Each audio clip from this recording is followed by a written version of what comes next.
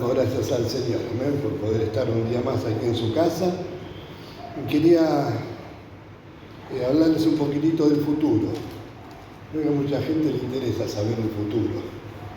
Una vez a mí me quisieron leer el futuro con un engaño y a la fuerza.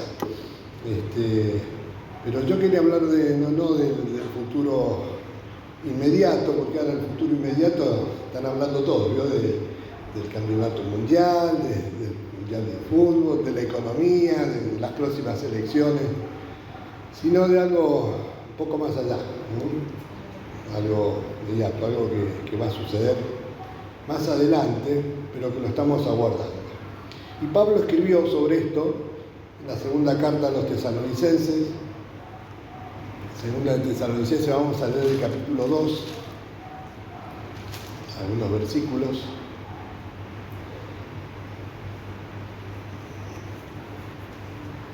Vamos a leer todo el capítulo, amén. Son 16 versículos, 17. Dice la palabra: pero con respecto a la venida de nuestro Señor Jesucristo y nuestra reunión con Él, os rogamos, hermanos, que no os dejéis mover fácilmente de vuestro modo de pensar, ni os conturbéis ni por espíritu, ni por palabra, ni por carta, como si fuera nuestra, en el sentido de que el día del Señor está cerca. Nadie os engañe en ninguna manera, porque no vendrá sin que antes venga la apostasía y se manifieste el hombre de pecado, el hijo de perdición, el cual se opone y se levanta contra todo lo que se llama Dios o es objeto de culto, tanto que se sienta en el templo de Dios como Dios, haciéndose pasar por Dios. ¿No os acordáis que cuando yo estaba todavía con vosotros os decía esto? Y ahora vosotros sabéis lo que lo detiene, a fin de que a su debido tiempo se manifieste. Porque ya está en acción el misterio de la iniquidad, solo que hay quien al presente lo detiene, hasta que él a su vez sea quitado de medio. Y entonces se manifestará aquel inicuo, a quien el Señor matará con el espíritu de su boca, y destruirá con el resplandor de su venida. Inicuo cuyo advenimiento es por obra de Satanás, con gran poder y señales y prodigios mentirosos, y con todo engaño de iniquidad para los que se pierden, por cuanto no recibieron el amor de la verdad para ser salvos. Por esto Dios les envía un poder engañoso para que crean la mentira, a fin de que sean condenados todos los que no creyeron a la verdad, sino que se complacieron en la injusticia. Pero nosotros debemos dar siempre gracias a Dios respecto a vosotros, hermanos amados por el Señor, de que Dios os haya escogido desde el principio para salvación, mediante la santificación por el Espíritu y la fe en la verdad, a lo cual os llamó mediante nuestro Evangelio, para alcanzar la gloria de nuestro Señor Jesucristo. Así que, hermanos, estad firmes y retened la doctrina que habéis aprendido, sea por palabra o por carta nuestra. Y el mismo Jesucristo, Señor nuestro, y Dios nuestro Padre, el cual nos amó y nos dio consolación eterna y buena esperanza por gracia, conforte vuestros corazones y os confirme en toda buena palabra y obra. Amén. Gracias, Señor Padre, te alabamos, te bendecimos y te pedimos que sea tu Santo Espíritu, Señor, que nos enseñe estas palabras, este mensaje, Señor, dado hace tanto tiempo a la Iglesia, bendito Dios, que sea tú confirmando esta palabra en nuestros corazones, que podamos tomar conocimiento de ella y ponerla por obra en nuestra vida, Padre. Nos ponemos en tus manos, en el precioso nombre de Jesucristo. Amén, amén y amén. Gracias, Señor, gloria a tu nombre. Gracias, Señor. Se invita a tomar asiento. Bueno, este pasaje creo que en otras oportunidades lo compartimos, pero Dios me puso en el corazón hablar un poquitito de esto, ¿no? Dos cartas importantes, primera y segunda de Tesalonicenses, están consideradas una de las cartas apocalípticas, ¿no? Que hablan esencialmente, especialmente, justamente sobre los acontecimientos futuros, ¿no? Sobre la segunda venida de Cristo y también el estado final de todas las cosas, ¿no? Del mundo, del hombre. Primera de Tesalonicenses, cada capítulo termina justamente con una mención a la venida del Señor, ¿no? Y cómo tiene que estar la iglesia preparada para esto. Pero evidentemente lo que dice aquí Pablo, que habiendo estado en Tesalónica, estuvo muy poquito tiempo, pero el tiempo que estuvo ahí en Tesalónica para confirmar la obra del Señor, ya les había hablado de esto, ¿no? Enseguida Pablo comenzó a hablar justamente de las cosas por venir, ¿no? Del advenimiento de nuestro Señor Jesucristo.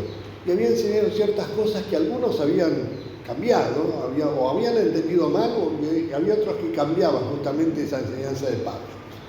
Y aquí reafirma Pablo esto con respecto a la venida de nuestro Señor Jesucristo, nuestra reunión con Él, ¿no? Qué importante, ¿no? Como decía en 1 Tesalonicenses, lo primero que va a acontecer cuando vuelva el Señor Jesucristo es que la iglesia va a ser levantada. Vamos a recibir al Señor en el aire y vamos a estar siempre así con el Señor, ¿no? Nuestra reunión con el Señor va a ser en el aire, no aquí en la tierra, sino en el aire. La iglesia, el primer acontecimiento de esa segunda venida va a ser que la iglesia va a ser levantada. Y Pablo le rogaba a los hermanos que no se dejen mover fácilmente de esa manera de pensar, de este pensamiento que tenemos, como estamos creciendo nosotros, ¿no?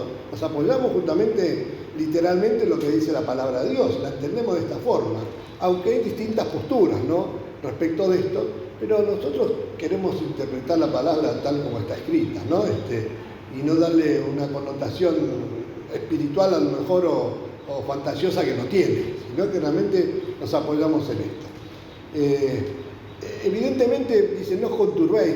El hecho de no estar creyendo en esta palabra puede traer preocupación, puede traer ansiedad, inquietud, aún en nuestro interior, ¿no es cierto? Nuestra manera de pensar, nuestro corazón, que nos hace dudar, ¿no?, de todas las cosas que van a suceder y que evidentemente van a suceder pronto. No sabemos cuándo, pero las condiciones de este mundo están dadas para que el Señor venga en cualquier momento a levantar a su iglesia. Y hablaba de ni por espíritu, ni por palabra, ni por carta, como si fuera nuestra. Evidentemente habían circulado algunas cartas que la atribuían a Pablo y que realmente él no había escrito. ¿Amén? En el sentido de que el Señor está cerca. Esta palabrita está cerca, saben que las versiones nuevas está cambiada. Ya no dice esta versión. Entendieron que la traducción de esta palabra no es justamente lo que Pablo quiso decir en ese momento cuando escribió la carta. Una carta que fue escrita unos 20 años aproximadamente después que el Señor ascendiera a los cielos, ¿no? Por esto, algunos estiman que fue una de las primeras cartas que fueron escritas, ¿no? Más allá de los evangelios que narran acontecimientos anteriores, pero las primeras cartas que fueron escritas fueron primera y segunda de Tesalonicenses, por esto le dan la importancia que le dan justamente a estas cartas, ¿no? En las nuevas versiones, esta palabra está cerca, fue cambiada y dice, ha llegado. Como que el Señor ya ha llegado. El error que se estaba cometiendo en ese tiempo, que estaban pasando tribulaciones, estaban pasando situaciones difíciles, muchos eran martirizados por causa de la palabra. Entonces algunos decían, bueno, no, el Señor ya vino. Evidentemente nosotros nos quedamos y estamos justamente pasando la ira de Dios. El justo juicio de Dios lo estamos padeciendo nosotros en este tiempo. Pero Pablo dice, no, el Señor todavía no ha llegado. Que está cerca, sí, sabemos que está cerca, ¿no? Y Pablo, evidentemente, tenía en su corazón que el Señor en cualquier momento podía venir a levantarlo, aún en su propia vida, ¿no? Lo podía transformar. Pero usted va a leer quizá en otras versiones y en la misma Reina Valera, en las otras versiones, ya esta palabra fue cambiada y dice, ha llegado en este versículo 2 de la segunda carta. ¿Ven? El Señor todavía no había llegado. Y lo que estaban pasando no era la ira de Dios ni las tribulaciones de cual habla la palabra, que va a haber una tribulación tan grande como nunca lo hubo en la tierra. No era ese momento todavía. ¿Ven? Dice, nadie os engañe de ninguna manera porque no vendrá sin que antes venga la apostasía. Entonces Pablo va relatando los ciertos acontecimientos que van a suceder antes de la venida del Señor. Que venga la apostasía y se manifieste el hombre de pecado, el hijo de perdición. O sea que, resumiendo la primera carta, Pablo aseguró a todos los verdaderos creyentes que ellos serían arrebatados para encontrarse con el Señor en el aire y así estarían siempre con el Señor. ¿Amén? Y ese acontecimiento los libraría justamente del juicio de Dios, de la ira venidera. ¿Amén? Nosotros creemos que la iglesia no va a pasar por la gran tribulación, sino que va a ser llevado por el Señor a los cielos, amén, antes de que esto acontezca aquí en la tierra. Pero ahora estos falsos maestros estaban enseñando que el día del Señor ya había comenzado y que la ira final de Dios se estaba derramando sobre la tierra y sobre los creyentes que estaban ahí en ese tiempo en Tesalónica, amén. ¿Se entiende, no? Más o menos voy llevando el hilo, amén. Y Pablo dice, bueno, no se deje mover de esto, porque no es así. Yo ya cuando estaba con ustedes les había enseñado cómo eran las cosas. Ahora, si uno se pone a mirar un poquitito, cuando Pablo le escribe a los Corintios y habla sobre la resurrección del cuerpo, el hermoso relato que hace 1 Corintios capítulo 15, ya había algunos dentro del mismo de la iglesia que decían, no es así. ¿Cómo va a resucitar un cuerpo? Amén, si el cuerpo se descompone, se deshace, ¿no es cierto? ¿Cómo va? Y ahí Pablo empieza a explicar de cómo es la cosa, ¿no? Y dice por ahí un versículo, no erréis, no erréis, no se equivoquen, las malas conversaciones corrompen las buenas costumbres. Y a veces cuando nos dejamos llevar por comentarios, ¿no es cierto?, que no están bien afirmados en la palabra, nos pueden hacer errar de la buena senda, ¿no?, a la cual nos marca el Señor en su palabra. Acá dice que los tesalonicenses estaban alarmados por lo que los falsos maestros estaban enseñando acerca del día del Señor, y él les dice que no se preocupen, porque el día de la ira de Dios no ha llegado todavía, y las señales que indicarían que ha llegado, habrá una apostasía específica, un volverse atrás, un renegar de Dios, un volverse al mundo, y que vemos muchas veces que a veces sucede, ¿no?, con personas o creyentes o pseudo creyentes que a lo mejor al menor atisbo de alguna contrariedad, de alguna opresión, reniegan de Dios y se vuelven atrás, ¿no? Como pensando, ¿para qué voy a seguir al Señor si igual me pasan las mismas cosas que pasan en el mundo, ¿no? Pero esto, cuando habla de esta apostasía, va a ser una rebelión tal que se van a apartar de la iglesia, se van a apartar de la senda de bendición, pero se van a volver en contra. No solamente que se van a apartar, sino que se van a volver en contra de aquellos que realmente guardan la fe y quieren seguir adelante en este hermoso camino de vida al cual nos llamó el Señor.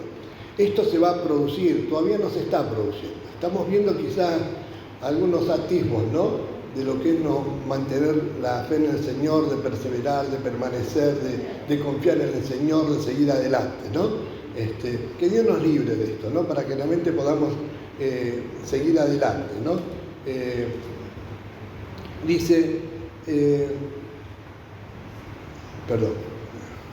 Estas dos señales. Bueno, y las palabras de Pablo, que no se deje engañar ni por espíritu, ni por palabras, ni por carta, pudieran indicar que esa falsa enseñanza se estaba transmitiendo mediante lenguas e interpretación, alguna profecía, ¿no? O profecías que recibía algún pseudo profeta de Dios y decía esto. Bueno, yo creo que tenemos la palabra profética más segura, como dice Pedro, a la cual hacemos bien en estar atentos. Así cualquier profecía que usted escuche por ahí, o palabra en contra de lo que dice la palabra de Dios, bueno, usted examine todo, pero deséchelo, amén. Retenga lo bueno nada más, amén.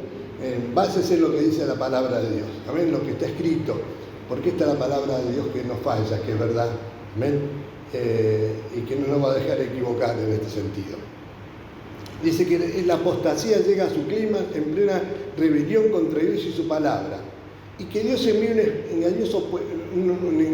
un engañoso poderoso a los que no aman la verdad.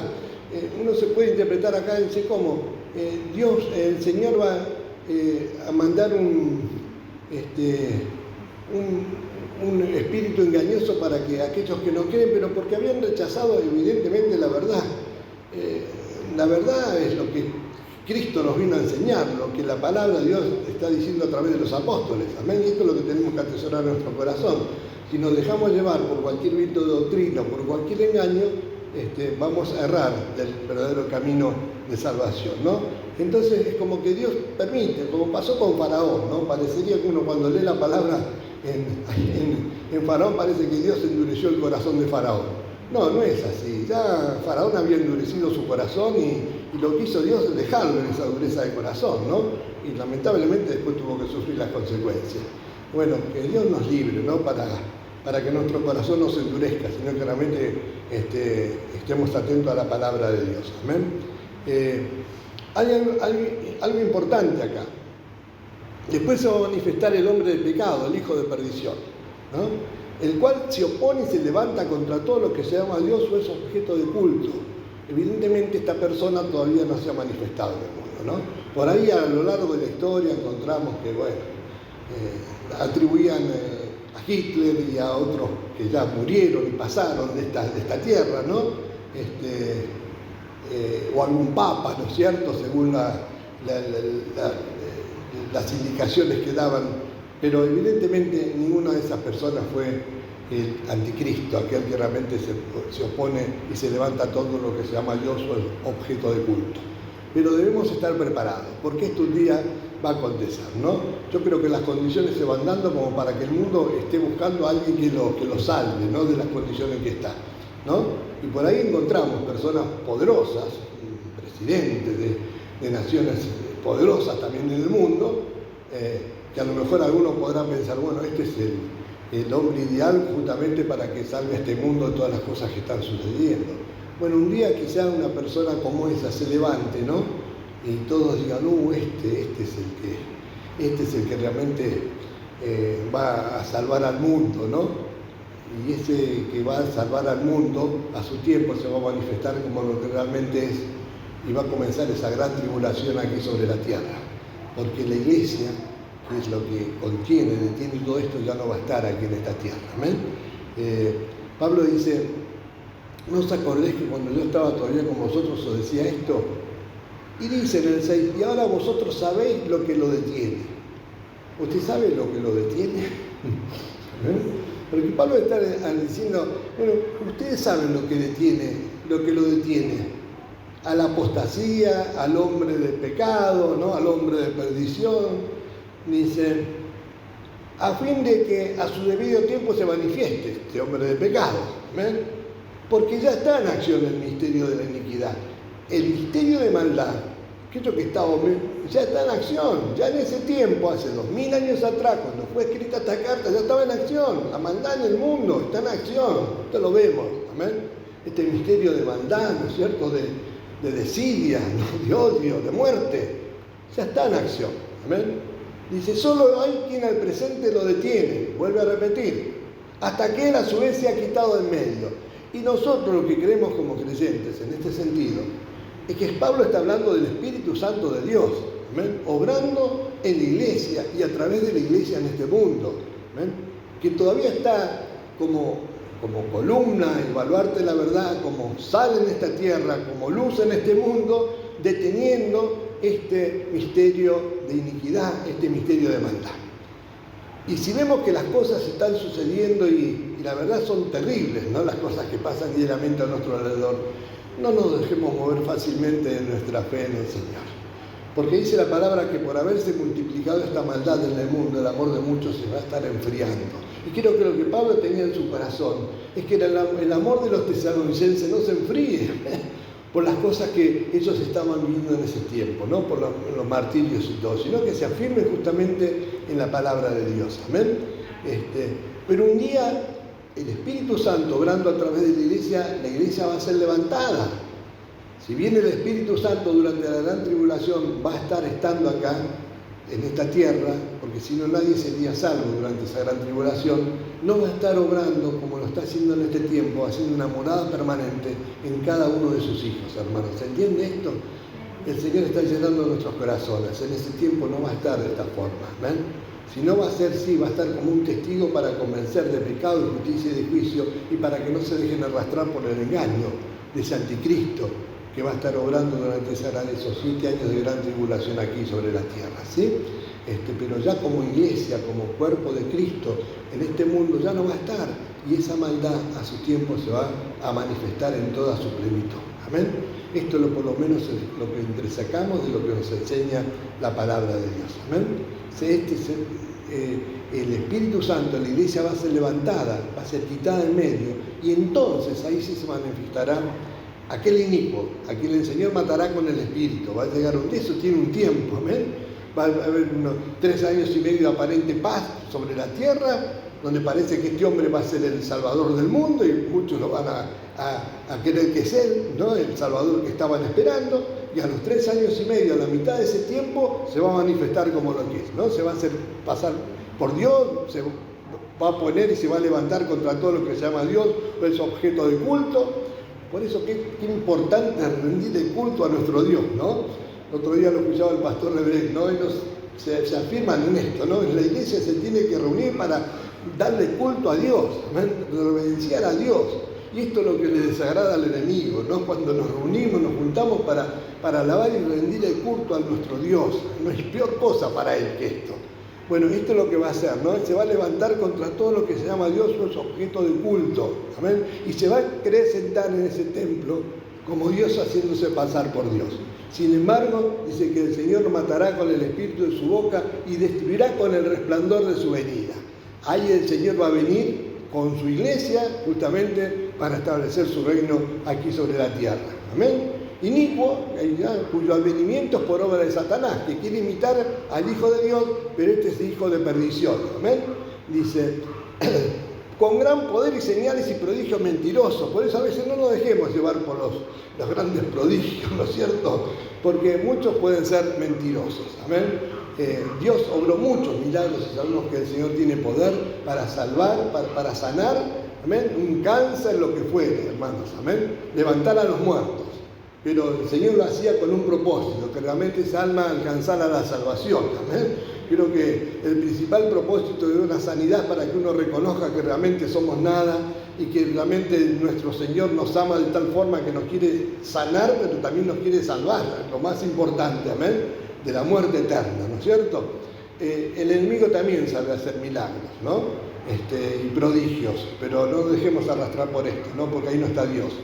Y con todo engaño de iniquidad, ve para los que se pierden, por cuanto no recibieron el amor de la verdad para ser salvos. Ahí está el punto.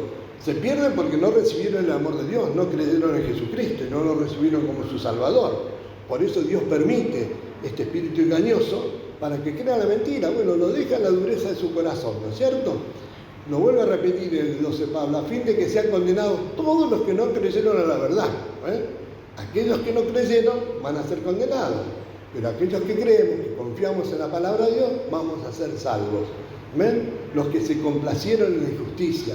El mundo se sigue complaciendo en la injusticia. Esto es lo que pasa.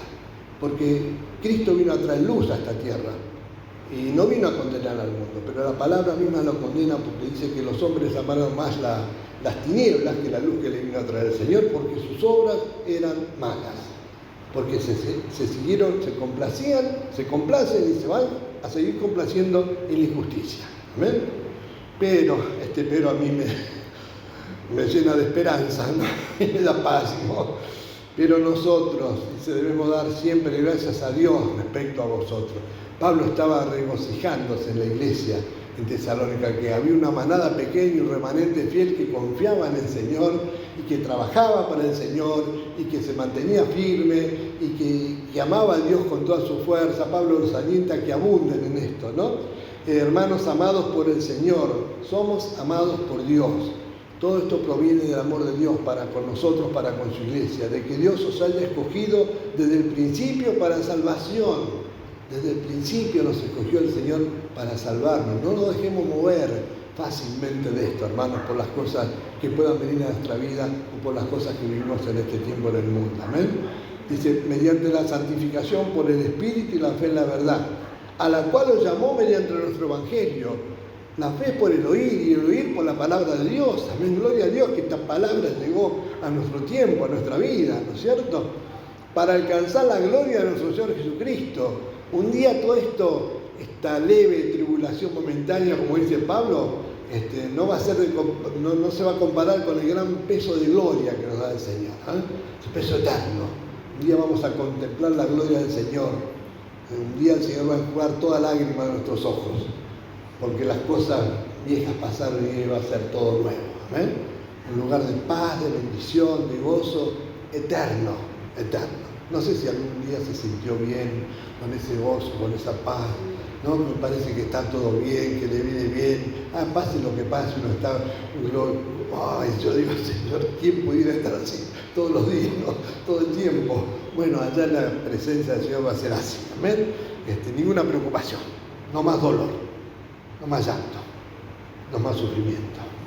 Así que, hermanos, estad firmes y constantes en la palabra del Señor y retener la doctrina, retengamos la palabra, nuestros corazones, amén, que hemos aprendido para ponerla por obra en nuestra vida, hermanos.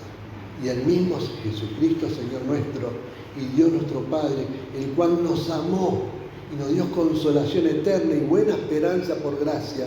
Esta es la esperanza viva que tenemos como hijos de Dios, no una esperanza de pobre, esperanza viva, porque estamos esperando en el Señor. Conforte vuestros corazones y os confirme en toda buena palabra y obra. Amén. Amén. ¿Estamos de acuerdo? Bueno, si no entendieron, le damos gracias al Señor. Vamos a estar de pie. Levante sus brazos y dele gracias por la vida, dele gracias por ser salvo, dele gracias porque realmente un día esto que hemos leído se va a completar, se va a cumplir. Y lo estamos esperando, lo estamos aguardando.